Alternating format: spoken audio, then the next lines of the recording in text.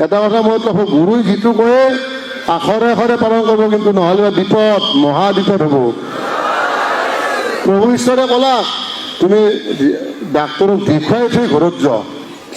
প্ৰভু উল্টাই হ'ল নহয়, প্ৰভু মই ঘৰৰ পৰা আহি দেখাম। ঠিক আছে যা, প্ৰভুৱে কাম কৰি থৈ দিছে ধুনীয়াকৈ, মোৰ কথাটো নুশুনিয়ে গ'ল। আহিল ঘৰ আহিল, এই ঘৰ আহি যি পালে যাবই নোৱাৰিলে আৰু অসুখত, ইয়াতে ঢুকাই থাকিলে। প্ৰভুৰ নাম ল'বা ক'লেও নাম নাহে মুখত। এবাৰ কৃষ্ণগুৰু কওক, কৃষ্ণগুৰু নাহিলে মুখত। কেনেকুৱা ভাবক আপুনি, প্ৰভুৰ কাষত আপে ৰাতি ভাববা নাগে যে মই দূৰত থাকোঁ, দূৰতে পাব পাৰে, ওচৰত নাপাব পাৰে প্ৰভু ঈশ্বৰক। কাষত থাকিলে যি পায় নাভাব আপোনালোকে। হা এতিয়া পাৱাৰবিলাক কাৰ ক'ত গেছি দেখছি না? প্ৰভু ঈশ্বৰৰ পাৱাৰবিলাক কাক ক'ত যাব, হয় না নহয়? আমাৰ ভকতৰ তাতে আছে, কিন্তু ভকতে প্ৰয়োগ কৰিব নাজানে, আছেনে? কাৰণ গুৰু বাক্য যিটো কয় যে আজি যদি তোমাক কয় যে তুমি অমুকত যোৱা, লগে লগে যাবলৈ আৰু ভাববাই নালাগে। ঈশ্বৰে কৈছে মোৰ চিন্তা নাই আৰু, আছেনে? আমাৰ মই বহুত ভকতক কৈছোঁ, বহুত ভকতে মই সুধিছোঁ এইবাৰ যে বহু মোৰ চাকৰি কি হ'ব বা যি যায় যি হ'ব, সুধক ভকত আছে দিয়ক ইয়াতে। মই নিজে কৈছোঁ বহু এমাহ থকাৰ কাৰণে আহিছোঁ, চাকৰি বোলে বাদ দিয়া, চাকৰি যি হ'ব ঈশ্বৰক অৰ্পণ কৰি দিয়া। এতিয়া কি হ'ল, এমাহ হ'ল না?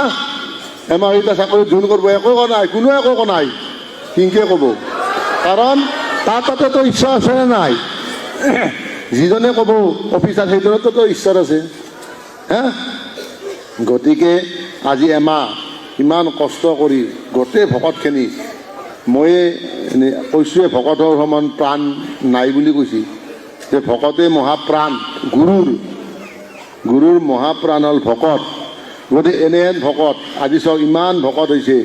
গোটেই ভকতক মোৰ এটাই বাক্য, এটাই মোৰ বাক্য ক'ম, কাৰণ নাম সকলে নাম লৈ নে 1 ঘণ্টাকৈ প্ৰত্যেকে? ৰাতিপুৱা সদায় 1 ঘণ্টাকৈ নাম ল'ব লাগে। এটা কথা মই কৈছোঁ, গুৰুই যিটো কয় আখৰে আখৰে পালন কৰিব, কিন্তু নহ'লে বিপদ, মহা বিপদ হ'ব।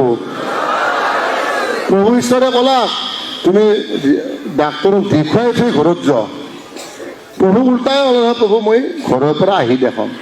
ঠিক আছে যা, প্ৰভুৱে কাম কৰি থৈ দিছে ধুনীয়াকৈ, মোৰ কথাটো নুশুনিয়ে গ'ল। আহিল ঘৰ আহিল, এই ঘৰ আহি যি পালে যাবই নোৱাৰিলে আৰু অসুখত, ইয়াতে ঢুকাই থাকিলে। প্ৰভুৰ নাম ল'বা ক'লেও নাম নাহে মুখত। এবাৰ কৃষ্ণগুৰু কওক, কৃষ্ণগুৰু নাহিলে মুখত।